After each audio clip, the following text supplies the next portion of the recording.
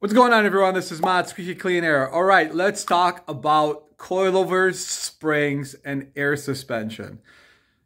You might not like what I have to say, but stay tuned.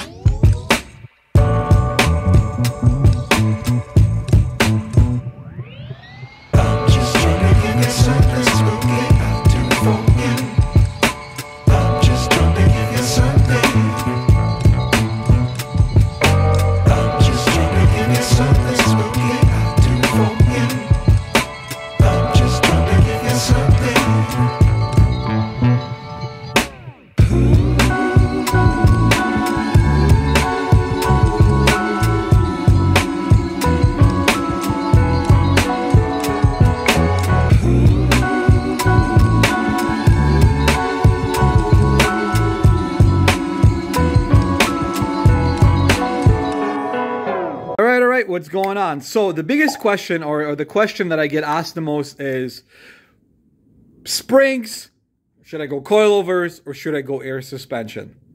Okay, so here's what we've kind of narrowed it down to over the years, and here's probably the best advice I can give to everyone, and that is always start out with aggressive springs.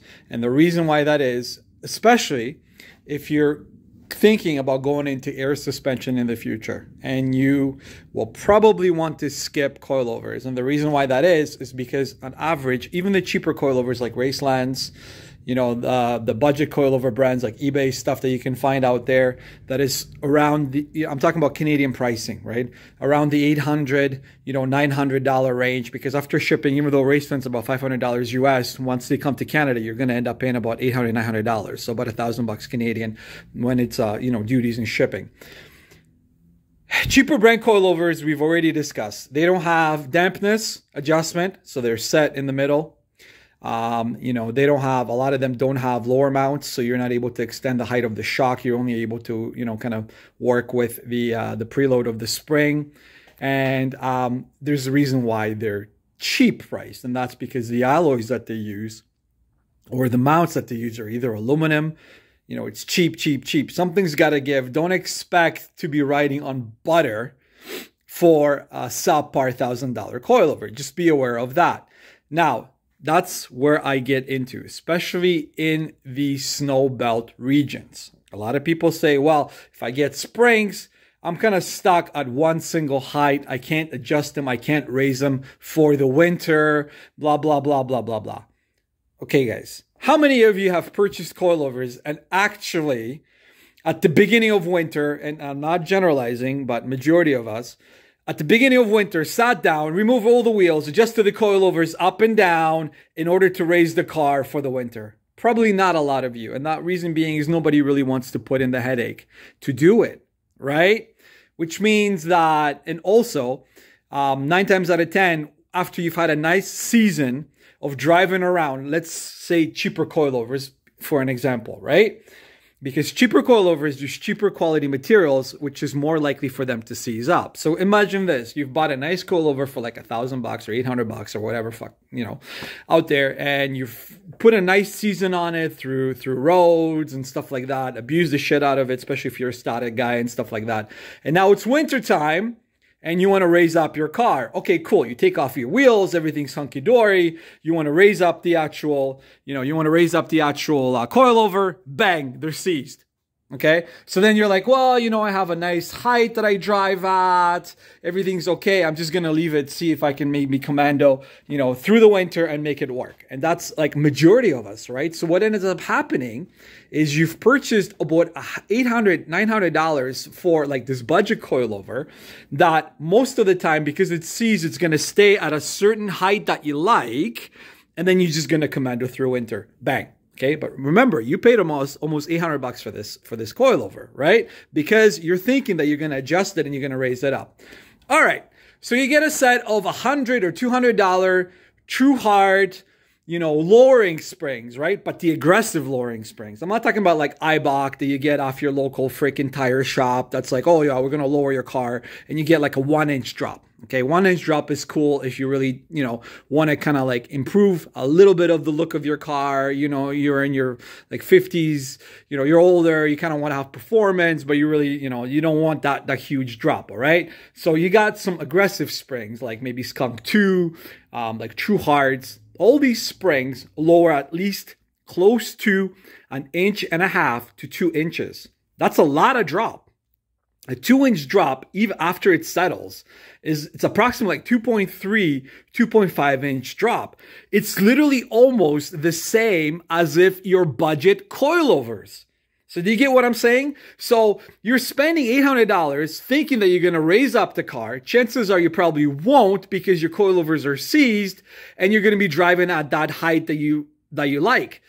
Same height almost that you're going to get with a cheap set of springs that you did not need to put in a lot of money for, and you got a lot more money for other mods, right?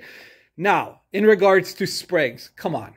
$100 set of springs versus a $250 set of springs, a $300 set of springs, especially when you're getting the aggressive springs, okay, doesn't really mean or doesn't really have that much of a difference in terms of performance. Why? Because at the end of the day with springs, you're still reusing your factory shocks. So this misconception about, these springs are better, then these springs are better, its chances are is because those springs were better on that user's car is because the shocks are a lot more mintier than on the other user's car with a similar spring setup. So don't always go by what people say, what brands try to feed your mouth saying that, oh, these springs are better than that spring.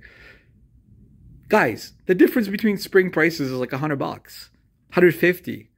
There can't possibly be any difference. And I know because we've ran $80 springs versus $350, $400 iBox and other springs. And there's absolutely no difference, because if your shocks are shot, it's going to drive like shit, pardon my French, on a $400 set of springs.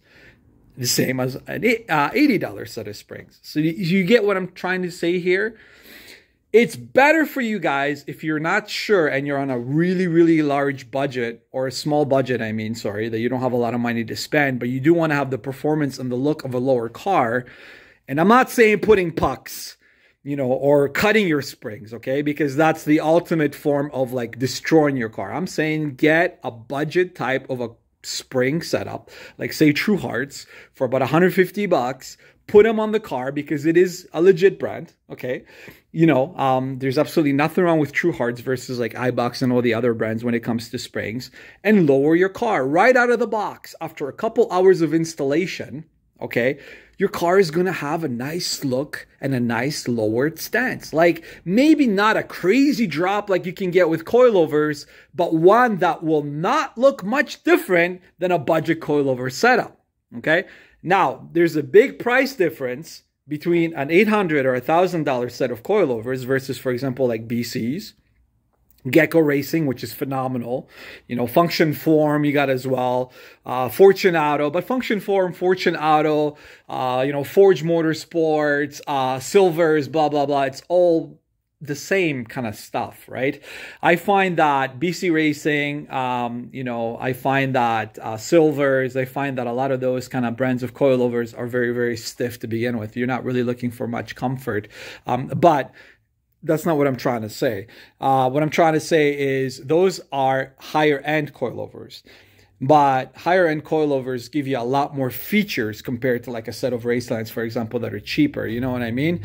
But it's almost not worth it, because now you're getting into like I'm talking about Canadian prices, $1,700, range, because you're getting all the extra features. You're getting lower mounts. You're getting dampness adjustability, so you can really, really fine tune your suspension to be perfect. That's why you're paying the extra money for the extra features.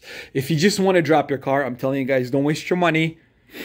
Get a set of springs. And then if you know you're going to be going bags in the future, why are you going to be spending $1,000 or let alone $1,600, $1,700 for a set of coilovers if chances are you're going to be running them for a while and it might not even be worth it for you to convert them into bags? Get a set of springs, Get a set of lowering springs, aggressive lowering springs, ones that lower at least 1.5 to 2 inches, and leave them. And then when you're ready, in the meantime, you are enjoying your car being low. You are enjoying, the performance of a lower center of gravity, obviously, so you'll be able to take corners a lot nicer. But in the meantime, you're saving money, in order to get a nice set of bags. Because going all out and buying a set of $1,600, $1,700 coilovers, which is almost like 1/3 the price of a bag system, is pointless just to be able to drop your car under the premise that you might raise them up for the winter. And chances are, even some of the best stuff out there will seize. So that's why I personally feel that a set of aggressive lowering springs as an entry to the suspension or lowering market is amazing. And then don't even bother about coilovers, because 9 times out of 10, people with coilovers always want to go bags. Okay? Save money and go right to bags from springs. All right? That's what I want to leave you guys with. Some food for thought. If you don't agree with what I have to say, I'd love to hear your comments in regards to that. But, start out with springs, but an aggressive set of springs. And you're going to be rolling probably at the same height. And your car is going to look almost the same as if any car lowered on a set of budget coilovers out there on any meet that you're at. So peace out, all the best. And hopefully this helps you guys out in order to try to make a more educated decision, on a budget here. In the future when you're lowering your car. All right, all the best. Peace.